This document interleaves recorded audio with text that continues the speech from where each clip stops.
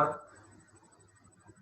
साहित्य अकादमीने सुरू केलेल्या वेबलाईन साहित्य शृंखलेअंतर्गत आज कवी संधी हा कार्यक्रम आपण आयोजित केलेला आहे आणि आजच्या या कवी संधी कार्यक्रमात आपल्या बरोबर आहेत मराठीचे सुप्रसिद्ध कवी श्रीधर नांदेडकर.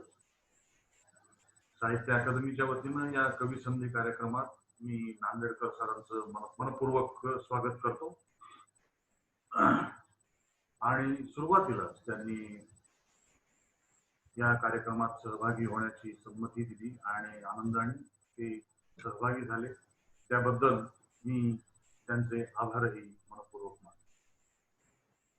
कवी संधी या कार्यक्रमाच्या स्वरूपानुसार नांदेडकर सर या कार्यक्रमामध्ये आपल्या निवडक कविता तर वाचून दाखवतीलच, त्याशिवाय एकूण आपल्या काव्य प्रवासाबद्दलही आपल्याशी बोलतील.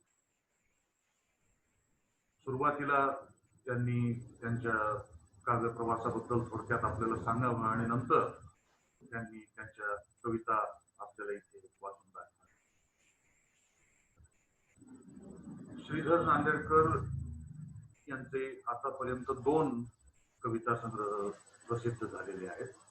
पहिला सुफी प्रार्थनांच्या किनाऱ्यावरून हा कविता संग्रह त्यांचा 2005 मध्ये तुला प्रकाशनाने प्रकाशित केलेला होता आणि दुसरा संग्रह 2014 मध्ये पॉप्युलर प्रकाशनाकडून प्रकाशित झालेला होता. त्याचं नाव परतीचा रस्ता नाही.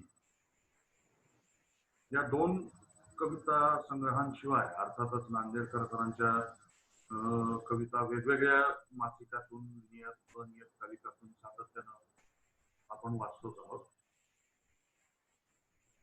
कवितांशिवाय भाषांतरही नांदेडकर सरांनी आवर्जून केली आहेत. विशेषतः नव्या पिढीतले जे हिंदी कवी आहेत त्या निवडक कवींची भाषांतर त्यांनी केली.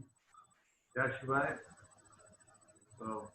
प्रतिष्ठान या मराठवाडा साहित्य परिषदेच्या मुखपत्राचे ते दीर्घकाळ संपादकही होते.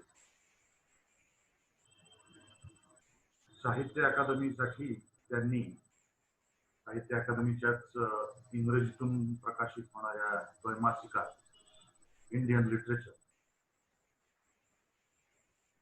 निवडक मराठी कवितांच्या इंग्रजी भाषांतराचं एक संपादन, एक विभाग त्यातला संपादित केलेला होता आणि त्याला एक अतिशय सुयोग्य आणि थोडक्यात मराठी कवितेचा परिचय योग्य पद्धतीने करून देईल अशी प्रस्तावना आहे त्यांनी. एकूण त्यांच्या कवितेसाठी आजपर्यंत त्यांना कवी यशवंत पुरस्कार, नरहर कुरुंदकर वाङ्मय पुरस्कार, उगवाई काव्य पुरस्कार, कवयित्री लीला धनपलबार पुरस्कार, धम्मपाल रत्नाकर स्मृती पुरस्कार, लोकमत साहित्य पुरस्कार आणि इतरही अनेक काही पुरस्कार प्राप्त झालेले आहेत. त्यांच्या आजपर्यंतच्या या काव्य लेखनासाठी, सृजन प्रवासासाठी मी आपल्या सगळ्यांच्याच वतीनं त्यांचं अभिनंदन तर करतोच आणि इथून पुढच्या प्रवासासाठी, नव्या लेखनासाठी त्यांना मनपूर्वक शुभेच्छाही देतो आणि या कार्यक्रमात त्यांचं पुन्हा एकदा स्वागत करतो. मला वाटतं असं आता की नांदेडकर सरांनी आपल्याशी संवाद करावा आणि त्यांच्या काही कविता वाचून द्या. नांदेडकर. नमस्कार. कवी संधी या उपक्रमातून आपल्याशी संवाद साधण्याची संधी दिल्याबद्दल साहित्य अकादमीचे आणि कृष्णाचे मी मनापासून आभार मानतो. संक्षेपानं कवितेविषयी काही सांगणं आणि कविता वाचन करणं असं या कार्यक्रमाचं स्वरूप आहे. मित्र, काळाच्या कुठल्या बिंदूवर मी तुमच्याशी संवाद साधतोय याची मला पूर्ण कल्पना आहे. मन उदास आहे, भयभीत आहे, साशंक आहे, दाही दिशांना मरण दृश्य दिसत आहेत आणि आपलं नियत कर्म घेऊन आलेल्या पावसामुळं मातीतून हिरवं कोवळं गवत उगवलंय. जन्म आहे, मृत्यू आहे. या जन्म मृत्यूच्या दरम्यान आपण सगळे उभे आहोत. मी उभा आहे आणि आणि ही निशब्द व्याकुळता सोसायला एका कवीकडे प्रार्थनांशिवाय काय असू शकतं. मी माझ्या प्रार्थना घेऊन तुमच्यापाशी आलो आहे. कवितेविषयी या क्षणी मी तुम्हाला काय सांगू. एवढं मनापासून सांगतो की ती माझ्यापुरती न फिटणारी उसनवारी आहे. ज्ञानदेवांची, तुकोबांची, नामदेवांची आणि 60 पिढीतल्या कितीतरी कवींची ही जन्मभराची उधारी आहे. पैशाची नाही, मीठ आणि पाण्याची उधारी आहे. मीठ आणि पाणी जे मी माझ्या कवितेत जपून ठेवू पाहतो. कवितेची धारणा काळाच्या ओघामध्ये बदलते, परंतु मानवी जीवन आणि विश्वाच्या संगतीचा सखोल वेध घेणं, सत्याचा पाठलाग करणं, भोवताल व्यापून असलेल्या भ्रष्टतेचं दर्शन घडवणं आणि मानुषतेच्या साध्याकडे निरंतर प्रवास करणं हे कवी म्हणून मी केलंच पाहिजे, अशी माझी काव्यविषयक धारणा आहे. आपली हरवलेली माणसं गवसतील म्हणून आर्ततेने मी कवितेच्या डोळ्यात पाहतो. म्हणजे जन्माचा दुःख धरते दुःखाची धामीन, मग जन्माला येतं कवितेचं करुण संगीत. मला अशा ओळी सुचतात तेव्हा तो दुःखाच्या पुनर्जन्माकडे पाहण्याचा एक आदिम वेडसरपणा म्हणूनच मी कवितेच्या तापलेल्या भूमीवर अनवाणी चालत राहतो. रॉबर्ट फ्रॉस्टचं एक अवतरण कायम माझ्या मनात असतं. तो म्हणतो, लिहिताना कवीच्या डोळ्यात पाणी आलं नसेल तर वाचताना वाचकाच्या डोळ्यात पाणी येणार नाही. नात्यांचा कोलाहल सोसणं, सगळ्या दिशांनी बंदुकीच्या गोळ्या सुटतानाही जीवनेच्छा जपणं, शोषितांच्या दुःखाचा सहप्रवासी होणं, आपल्यातील दंभाच्या ठिकऱ्या उडवणं, गमावलेल्या माणसांसाठी करुणा भागणं, हे सगळं माझ्या कवितेतून उमटतं. तेव्हा मी एका मोठ्या परंपरेचा पाईक आहे याचं भान सुटू न देण्याचा मी आटोकाट प्रयत्न करतो. या प्रयत्नाचाच एक भाग म्हणून वर्तमान काळानं काळजावर उमटवलेला चरा, तो चरा असलेल्या निसर्ग, प्राणी, मृत्यू, स्त्रीशी नातं शोधणाऱ्या, कवितेशी नातं शोधणाऱ्या आणि मानवतेशी नातं शोधणाऱ्या काही कविता मी आज आपल्या समोर सादर करतो. त्यातली पहिली कविता आहे,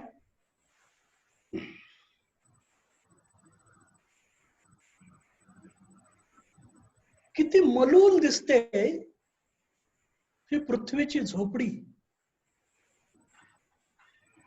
किती मलूल दिसते ही पृथ्वीची झोपडी जिच्या अंगणात पडलाय आपल्या भावंडांच्या प्रेतांचा खच,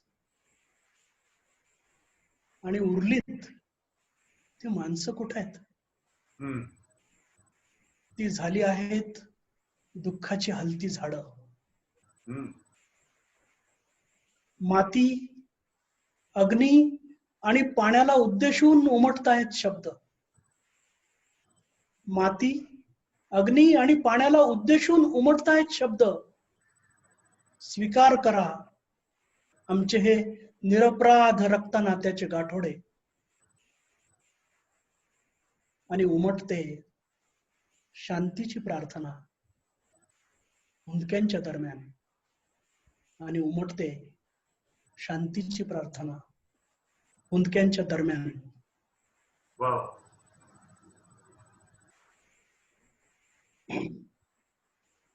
दुसरी कविता वाचतो.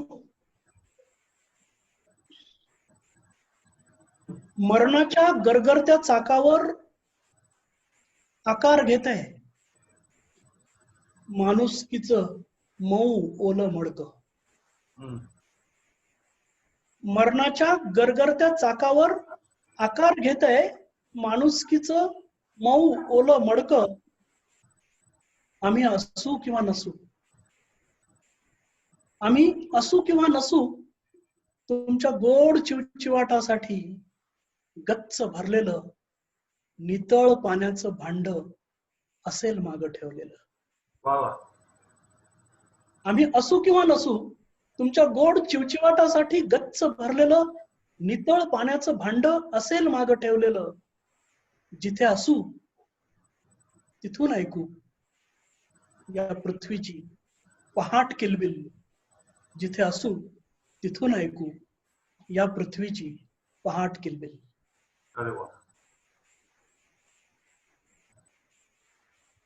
यानंतरची कविता वाचतो.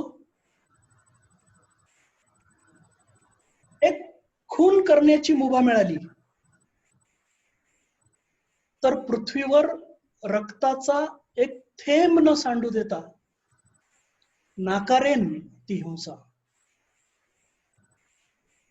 एक खून करण्याची मुभा मिळाली तर पृथ्वीवर रक्ताचा एक थेंब सांडू न देता नाकारेन ती हिंसा.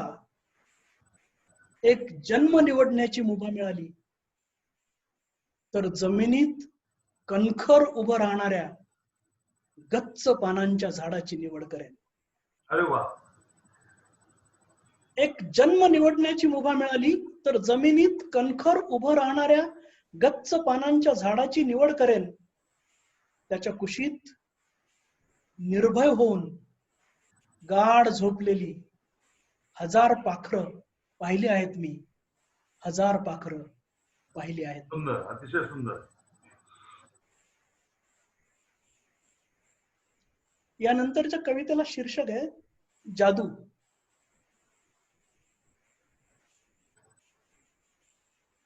एखादा माणूस अचानक भेटतो, फार साध्या कारणासाठी भांडण करून तुटून गेलेला.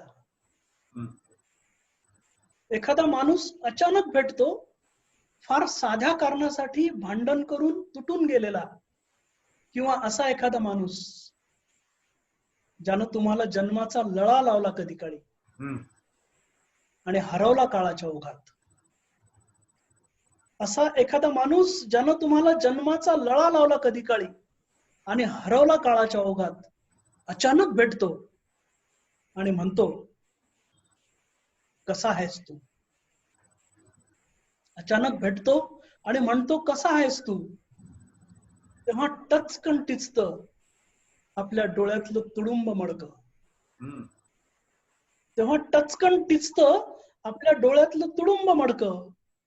कुठल्या जादूनं कळत नाही, पाझरल्यावरही रिकामं न होणार मडकं असतं आपल्याजवळ. अरे वा. कुठल्या जादूनं कळत नाही, पाझरल्यावरही रिकामं न होणार मडकं असतं आपल्याजवळ. तर्कानं युद्ध लढता येतात, तर्कानं युद्ध लढता येतात या जगात. प्रेम करू पाहणाऱ्याला एक जादूचं मडकं पुरतं जन्मभर. अरे सुंदर. तर्कानं लढता येतात ह्या जगात, तर्कानं युद्ध लढता येतात ह्या जगात. प्रेम करू पाहणाऱ्याला एक जादूचं मडकं पुरतं जन्मभर. गोष्ट फार साधी असते, गोष्ट साधी असते फार. कधीतरी जादूगार मरतो आणि अमर होते प्रेम नावाची जादू. अरे वा. आणि अमर प्रेम नावाची जादू. सुंदर. यानंतरची जी मी कविता वाचतोय ती तिचं शीर्षक आहे मैत्र. आणि ती मी लिहिली आहे ती सोनाली नवांगुळसाठी. शीर्षक आहे मैत्र, सोनाली नवांगुळसाठी. दलदलीतल्या स्वप्नांना बाहेर काढणं सोपं तर नव्हतंच. तुझं धाडस असं की तू त्यांना चाकं लावलीस. दलदलीतल्या स्वप्नांना बाहेर काढणं सोपं तर नव्हतंच. तुझं धाडस असं की तू त्यांना चाकं लावलीस. तळपायांखाली एकवटलेलं दुःखाचं जडत्व झुगारून चाकांसकट तू आकाशात घेतलेली भरारी. आणि आयुष्यातल्या हजार रंगांकडे तुझं झेपावणं मला जगण्याचं बळ देत. लाघव तर असं जिथं पाऊल टाकलंस ते माहेर होऊन गेलं कायमच. अरे वा.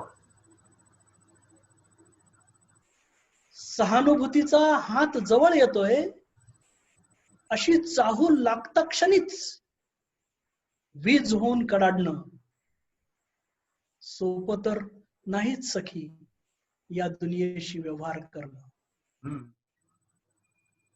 आपले पंख, आपलं आकाश, आपलं रान, आपलं झाड शोधताना आलेला थकवा कुठे दडवतेस? कसा सांभाळतेस गुरुत्वाकर्षणाच्या कक्षेत येऊ न देता डोळ्यातल्या डोळ्यात अश्रू? तर धाडसाच्या पडद्याआड कधी कधी भयभीत होणाऱ्या तुझ्यातल्या सशासाठी माझ्या तळहातावर कायम असेल ताजं गवत, एवढं लक्षात असू दे. तर धाडसाच्या पडद्याआड कधी कधी भयभीत होणाऱ्या तुझ्यातल्या सशासाठी माझ्या तळहातावर कायम असेल ताजं गवत, एवढं लक्षात असू दे. फार झगमगीनंतर येणारी उदासी फार जीवघेणी असते. फार झगमगीनंतर येणारी उदासी फार जीवघेणी असते. तिथे आपण एकमेकांना सांभाळू. चिडायचं नाही जगावर, क्षमा मागायची नात्यात ठेच लागून दूर गेलेल्या सगळ्यांची. चढू द्यायचा नाही अहंकाराचा पारा आणि आटू द्यायचं नाही आपल्यातलं करुणेचं तळ. निष्ठत नाही जीवाची कुडी तोवर फुरसत कुठे आपल्याला.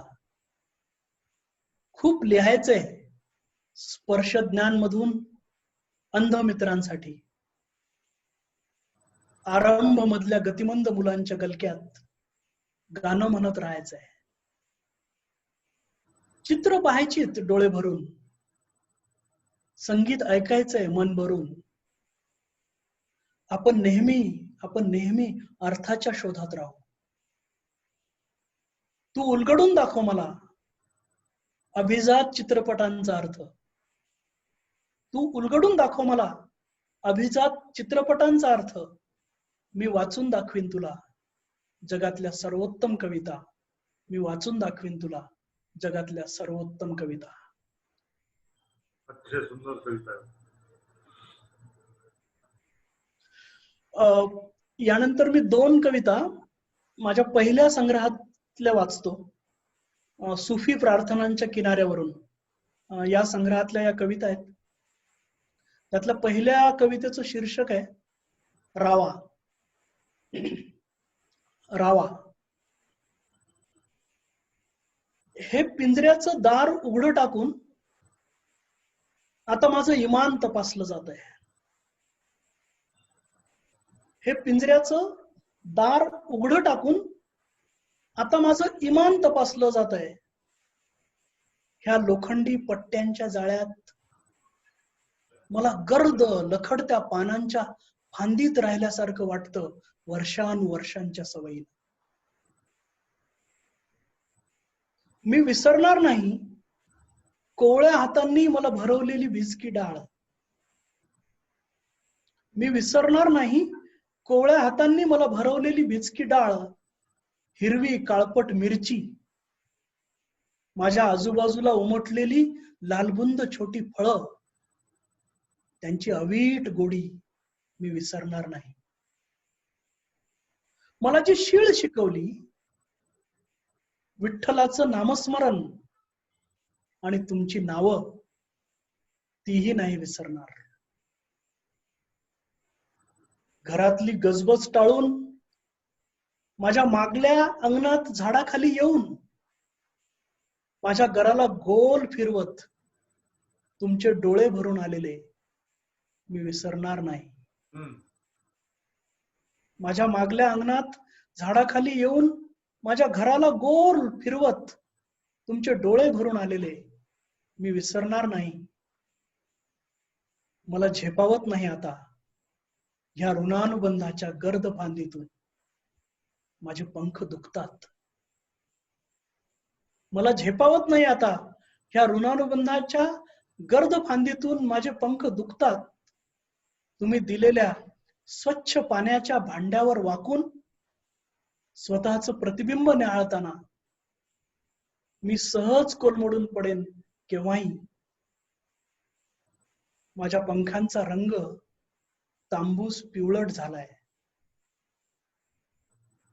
मला छोटीशी गिरकी घेऊन अलगद गळून पडू द्या. मला छोटीशी गिरकी घेऊन अलगद गळून पडू द्या. मिसळू द्या तुमच्या अंगणातल्या मातीत ही कधी काळची हिरवी धुकधुक, ही कधी काळची हिरवी धुकधुक.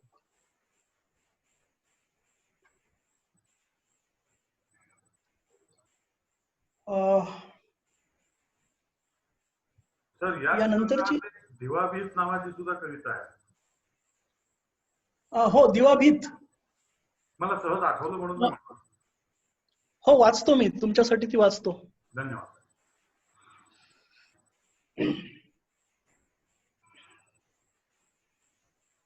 मला 1 मिनिट द्या फक्त.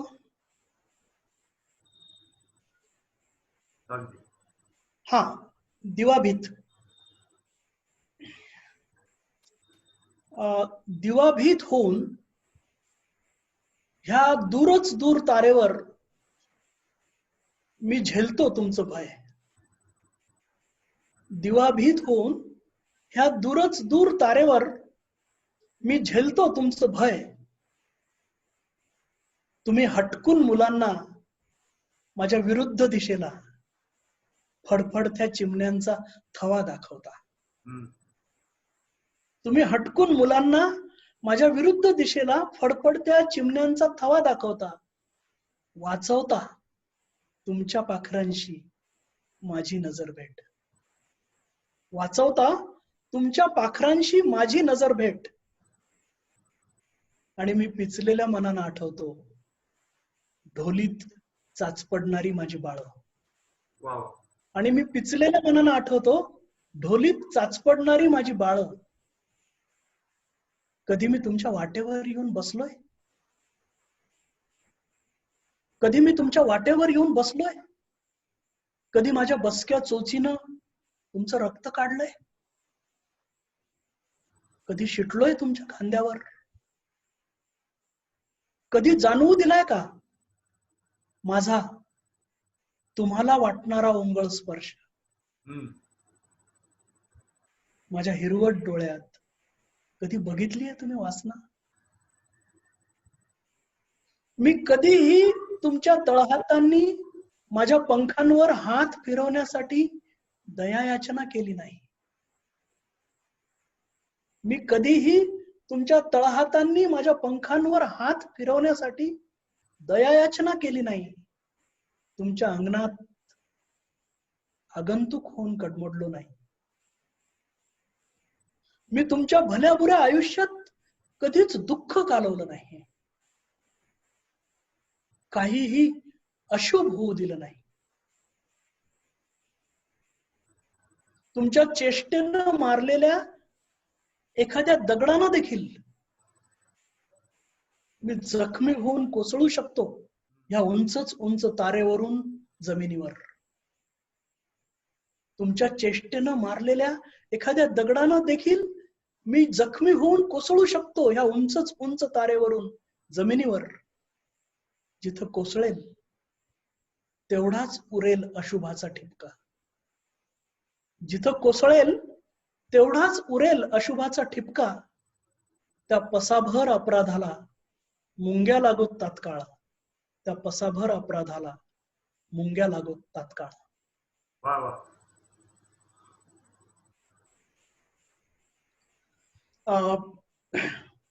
आता मी माझा जो दुसरा काव्यसंग्रह आहे परतीचा रस्ता नाहीये, त्यातल्या एक 2-3 कविता वाचतो. त्यातली पहिली कविता आहे मर्ढेकरची बकरी.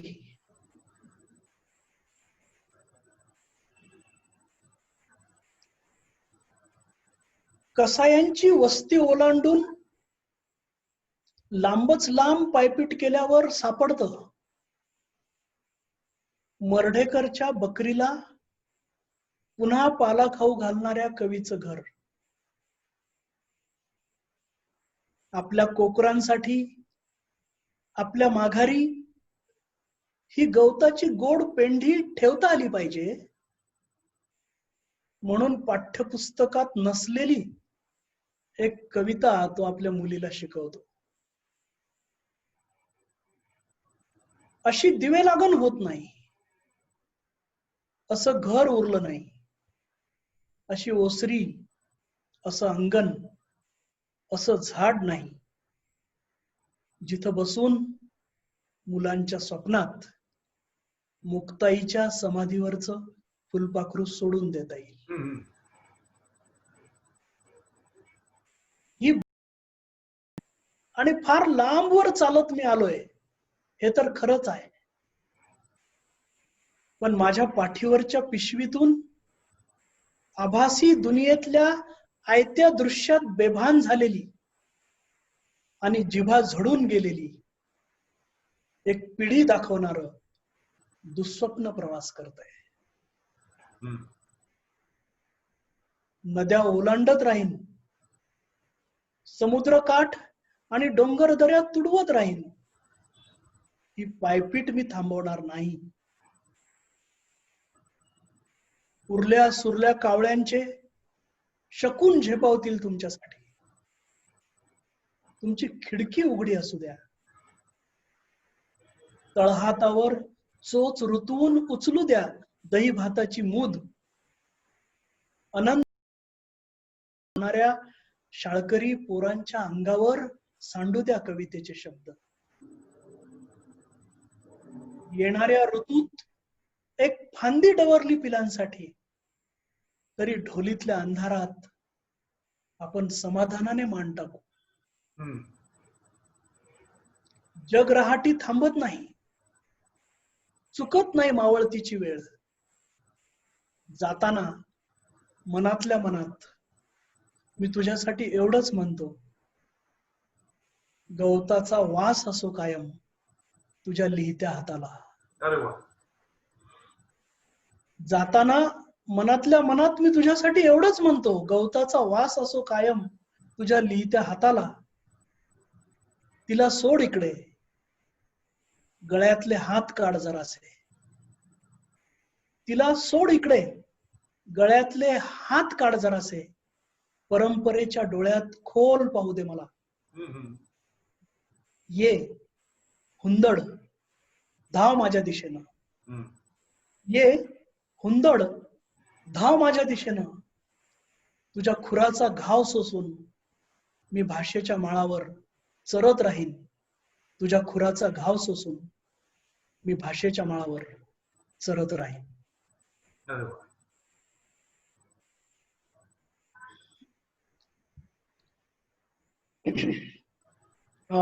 यानंतरची कविता, तिचं शीर्षक आहे चकवा.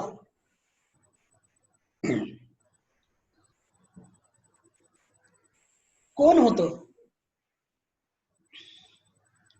कोण होतं?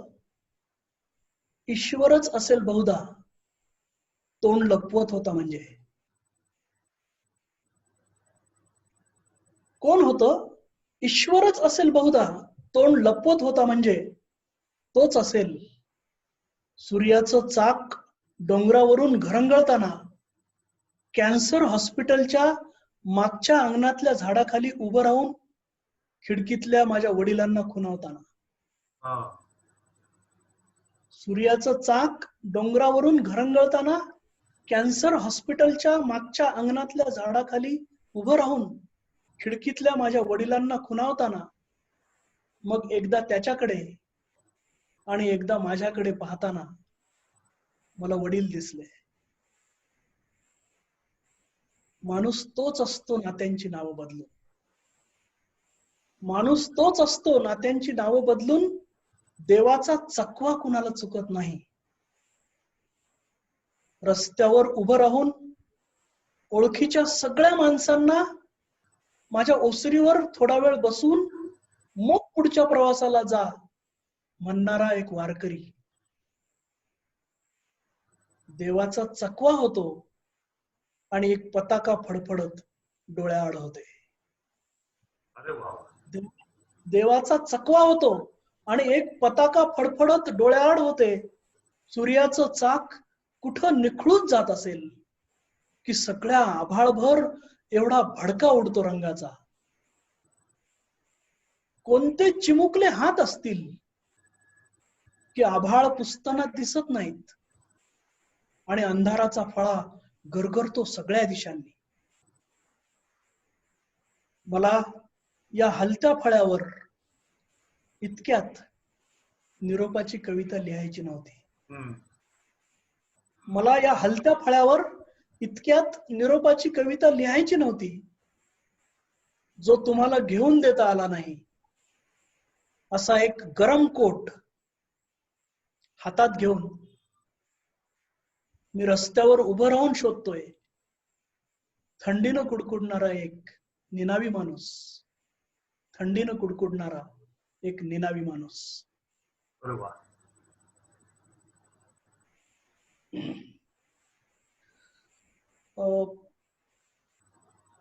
नात्यांच्या संदर्भातली आणखी एक कविता कृष्णा मी वाचतो. याचं शीर्षक आहे अभागी बापाचा चेहरा.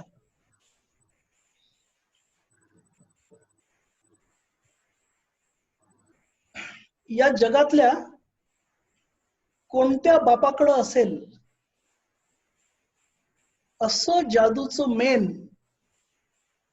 जे जोडून देईल स्वतः चालत जाऊन चौथ्या मजल्यावरून जमिनीकडे झेपावलेल्या सुंदर बाहुलीचे तुकडे. या जगातल्या कोणत्या बापाकडे असेल असं जादूचं मेन जे जोडून देईल स्वतः चालत जाऊन चौथ्या मजल्यावरून जमिनीकडे झेपावलेल्या सुंदर बाहुलीचे तुकडे. एक शिंपी सांगा जो शिवून देईल ही चिंध्या झालेली बाहुली. एक शिंपी सांगा जो शिवून देईल ही चिंध्या झालेली बाहुली. तिचा तुटलेला हात जोडून द्यायला सांगा. काळ्या निळ्या तळव्यावर ओठ टेकू द्या एकदा.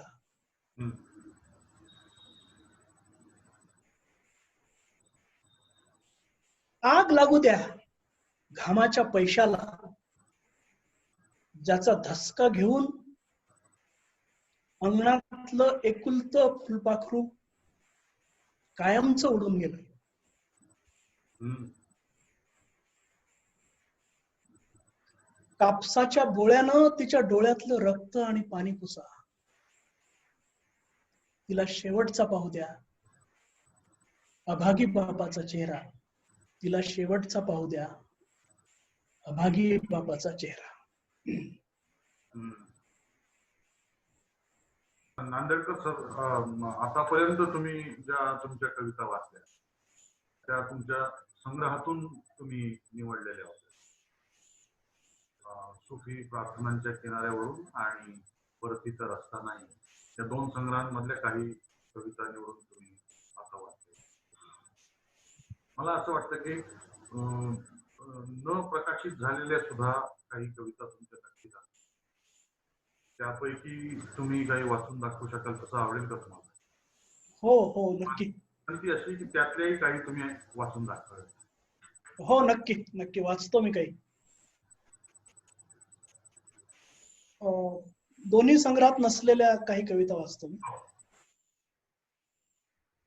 त्यातली ही एक कविता आहे, तिचं शीर्षक आहे सहयात्रा.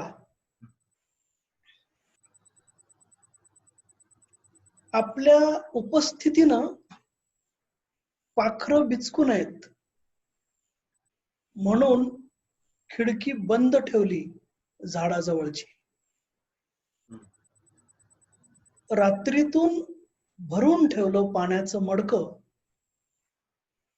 आणि मनात उच्चारल्या सगळ्या प्रार्थना.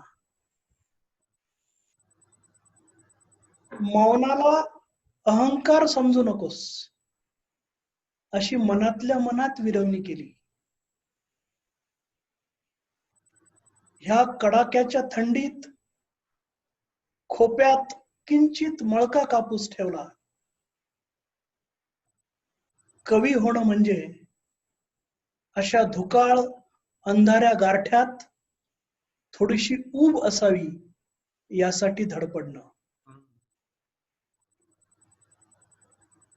खर तर कुणाच्या तरी निर्भय विहारासाठी ह्या आकाशाचा निरोप घ्यावा लागतो असं समजावलं स्वतःला.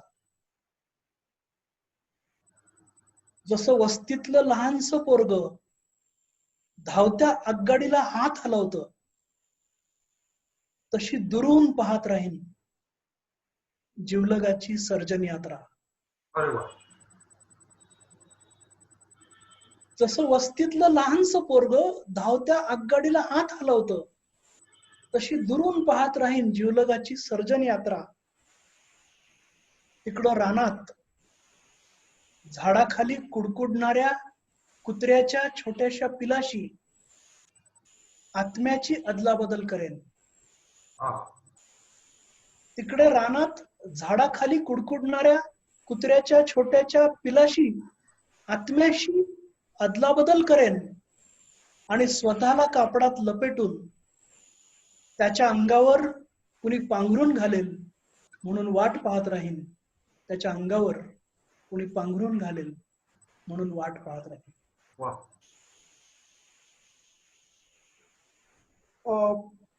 ही जी मी कविता आता वाचतोय तिचं शीर्षक आहे कबुलीनामा.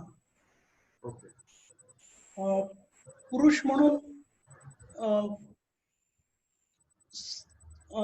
एखाद्या स्त्रीशी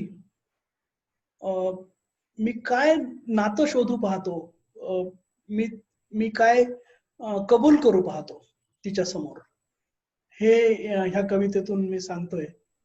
तिचं शीर्षक आहे कबुलीनामा.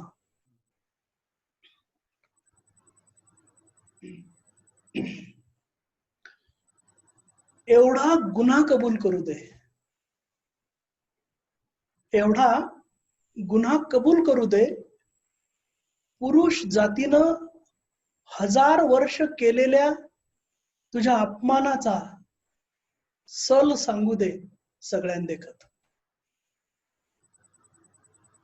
मग जन्माचा अबोला धर, वाळीत टाक, तरसू दे मला तुझी हाक ऐकण्यासाठी.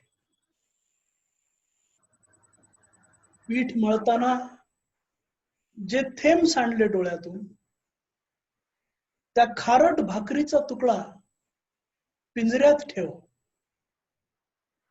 भिरभिरू दे भोवताली, मला तडफडू दे तुझ्या दुःखाला स्पर्श करण्यासाठी. स्वप्नांकडे धावशील तेव्हा हुसकून लाव माझं रूपक असलेला लंगडा कावळा. उडू दे तुझ्या आयुष्यातून अशुभाची ही काळी फडफड. स्वप्नांकडे धावशील तेव्हा हुसकून लाव माझं रूपक असलेला लंगडा कावळा. उडू दे तुझ्या आयुष्यातून अशुभाची ही काळी फडफड. सगळ्यांनी केलेल्या अपराधाची मला एकट्याला शिक्षा दे. सगळ्यांनी केलेल्या अपराधाची मला एकट्याला शिक्षा दे.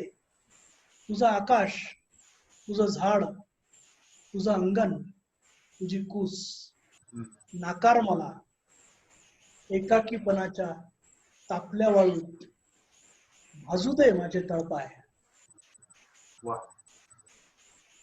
हजारो वर्ष तुझ्यावर उगारणारे हे हात कलम कर. मला कलंडू दे, भेलकंडू दे, तहान तहान म्हणत पाण्याच्या भांड्यावर. पडू दे अडगळीत हे प्रायश्चित्त घेणारं तुटकं खेळणं. अरे वा. पण खूप सोसल्यावर कधीतरी फुटेल हुंदका माझ्यातल्या बाईच्या अंशाला. तेव्हा क्षमाशील होऊन तुझा पदर दे, ज्यात मी माझं पुरुषाचं तोंड लपवून ओक्साबोक्सी रडेन. ज्यात मी माझं पुरुषाचं तोंड लपवून ओक्साबोक्सी रडेन. अरे वा.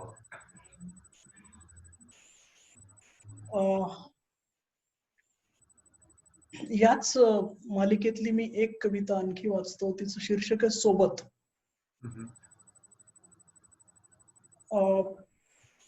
सोबत. कधीतरी शब्दांच्या सगळ्या कवड्यांचं दान आपल्या बाजूने पडलं आणि आपण पोचलो कवितेच्या घरात. अरे वा. कधीतरी शब्दांच्या सगळ्या कवड्यांचं दान आपल्या बाजूने पडलं आणि आपण पोचलो कवितेच्या घरात. दुःखाची गोष्ट सांगायला याहून सुंदर घर नव्हतं या जगात. दुःखाची गोष्ट सांगायला याहून सुंदर घर नव्हतं या जगात. आतल्या एकाकीपणाला एका तळहाताची सोबत लागते, म्हणून मोल आपल्याला नाव नसलेल्या नात्याचं. आतल्या एकाकीपणाला एका तळहाताची सोबत लागते, म्हणून मोल आपल्याला नाव नसलेल्या नात्याचं. तुझ्या गोष्टीत तापलेल्या वाळूवर अनवाणी चालणारी पोर पाहून, तुझ्या गोष्टीत तापलेल्या वाळूवर अनवाणी चालणारी पोर पाहून मी भुई खालचा झिराव होऊन तुझ्या तळव्यांना मायेचा गार स्पर्श करू पाहतो. माझ्या गोष्टीत अपमानित झालेला माणूस दिवस दिवस उपाशी राहताना तू घालू पाहतेस भाकरीची शपथ दरवेळी. माझ्या गोष्टीत अपमानित झालेला माणूस दिवस दिवस उपाशी राहताना तू घालू पाहतेस भाकरीची शपथ दरवेळी. आणि काही न बोलता कळत गेलं, तिकडे झाड कोसळलं तेव्हा तिथं रुजून उगवण्याची, ओपावून डवरण्याची आण घातली आपल्याला या घरानं. काही न बोलता कळत गेलं की तिकडे झाड कोसळलं तेव्हा तिथं रुजून उगवण्याची, ओपावून डवरण्याची आण घातली आपल्याला या घरानं. घर ज्याच्या परसात आपली आसव लपवता येतात. घर ज्याच्या परसात आपली आसव लपवता येतात. घर जे अंतर मोडून मोडून पडताना कुशीत घेत. घर जे अंतर मोडून मोडून पडताना कुशीत घेतं, घर ज्याच्या कोपऱ्यात बसून सावरता येतं धडधडतं काळीच, वडील नावाचा ढग नाहीसा झाल्यावर. सुंदर. घर ज्याच्या कोपऱ्यात बसून सावरता येतं धडधडतं काळीच, वडील नावाचा ढग नाहीसा झाल्यावर. म्हणून ही तळहाताची सोबत असावी लागते. म्हणून ही तळहाताची सोबत असावी लागते. म्हणून प्रेम नावाच्या मृगजळा मागे, धावणाऱ्याच्या मागे पाण्याची ओंजळ घेऊन धावावं लागतं. आणि म्हणून फिटता फिटत नाही या घराचं ऋण, आणि म्हणून फिटता फिटत नाही या घराचं ऋण. तर फार सुंदर. मी आता शेवटच्या 2 कविता वाचतो कृष्ण. हो. त्यातली एक आहे विस्मरण या शीर्षकाची. ती कविता मी आधी वाचतो आणि मग शेवटची कविता वाचतो. हा. विस्मरण. दारातून बाहेर पडून 2 पायऱ्या उतरणार, तोवर पाठीवर आवाज उमटतो. दारातून बाहेर पडून 2 पायऱ्या उतरणार, तोवर पाठीवर आवाज उमटतो, बाबा भांग काढायचा राहिलाय. बाबा शर्टचे बटन्स नाही लावलेले, पॅन्टचा कोपरा बुटात अडकलाय. कधी जिना उतरून मागोमाग धावत, हा टिफिन विसरलात, हा मोबाईल, हा रुमाल, ही किल्ली. मी स्वतःशीच कुजबुजतो, अरुणला कुठं विसरलोय. उज्जैनच्या स्टेशनवरून देवताले काकांना न भेटता यावं लागलं, ते कुठे विसरलोय. पाखरांसाठी भरून ठेवायचं पाणी कुठे विसरलोय. 11वीच्या मुलींच्या पायातल्या लग्नाच्या बेड्या कुठे विसरलोय. भावाचं आजारपण नाही विसरलो, मानलेली बहीण मला विसरली, ते कुठे विसरलोय. आता एखाद्या वर्षात माझी चिमणी माझ्या आकाशातून उडून जाणार आहे, ते कुठे विसरलो. वस्तू विसरल्या तर चालतात दादू, माणसांची मनातली धूळ पावलं नाही विसरायची कधीच. माणसांची मनातली धूळ पावलं नाही विसरायची कधीच.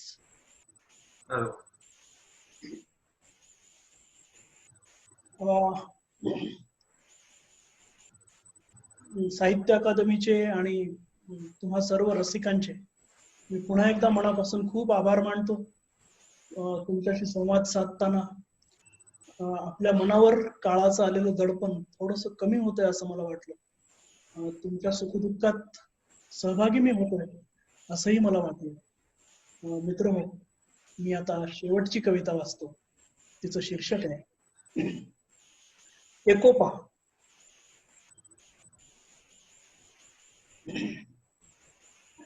एकोपा. भर दिवसा भर रस्त्यात कुणी गोळी मारेल म्हणून आपली एकोप्याची गोष्ट मी सोडणार नाही. भर दिवसा भर रस्त्यात कुणी गोळी मारेल म्हणून आपली एकोप्याची गोष्ट मी सोडणार नाही. कामगारांच्या चाळीतल्या अंधाऱ्या खोलीत माझ्या लहान भावाचा जन्म होताना अगस्ती मामी, मधू गायकवाडची आई आणि फरीन चाची रात्रभर जाग्या होत्या. कामगारांच्या चाळीतल्या अंधाऱ्या खोलीत माझ्या लहान भावाचा जन्म होताना अगस्ती मामी, मधू गायकवाडची आई आणि फरीन चाची रात्रभर जाग्या होत्या. जर्मनच्या थाळीत त्या रात्री त्यांनी वाढलेल्या डाळ भातातल्या मिठाशी मी कायम इमान राखीन. जर्मनच्या थाळीत त्या रात्री वाढलेल्या डाळ भाताच्या मिठाशी मी कायम इमान राखीन. एक दिवस उडून जाण्याच्या बोलीवरच वसलेली असते धरणावरची छोटीशी वस्ती. एक दिवस उडून जाण्याच्या बोलीवरच वसलेली असते धरणावरची छोटीशी वस्ती. आम्ही झाडावरच्या पाखरांसारखे एकत्र आलो, हम्म.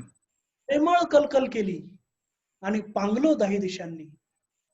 तरीही 1000 वर्ष सळसळत राहील मनातलं एकोप्याचं झाड. त्या झाडानं घातलेली शपथ नाही मोडणार जीवात जीव आहे तोवर. दुष्ट राजाची गोष्ट मिटता मिटत नाही काळाच्या पडद्यावरून. आपल्याला द्वेषाची भूल देऊन तो पुन्हा पुन्हा सिंहासनावर विराजमान होतो. म्हणून म्हणून आर्त हाका मारतो पांगलेल्या सगळ्या मित्रांना आणि झाडाच्या शपथेची पुन्हा पुन्हा आठवण करून देतो आणि झाडाच्या शपथेची पुन्हा पुन्हा आठवण करून देतो. अरे वा, धन्यवाद नांदेडकर सर, तुम्ही या कविसंधी कार्यक्रमाचा भाग झाला आणि तुमच्या अतिशय चांगल्या कविता तुम्ही इथे सादर केल्या. त्याबद्दल साहित्य अकादमीच्या वतीने मी तुमचे मनपूर्वक आभार मानतो आणि एक इच्छा अशी व्यक्त करतो या कार्यक्रमाच्या अंतिम चरणामध्ये की तुम्ही तुमच्या कवितेतून सांगितलं की तुम्ही अरुण नाही विसरला. उज्जैनच्या रेल्वे स्टेशनावरून देवताळे काकांना न भेटता यावं लागलं तेही नाही विसरला. माझी इच्छा अशी की या कार्यक्रमात जेवढ्या कविता तुम्ही सादर केल्या त्याही आपले वाचक मित्र कधीच विसरणार नाही. साहित्य अकादमीच्या वतीनं तुमचे पुन्हा एकदा आभार. तुमच्या काव्यलेखनासाठी अनेक शुभेच्छा.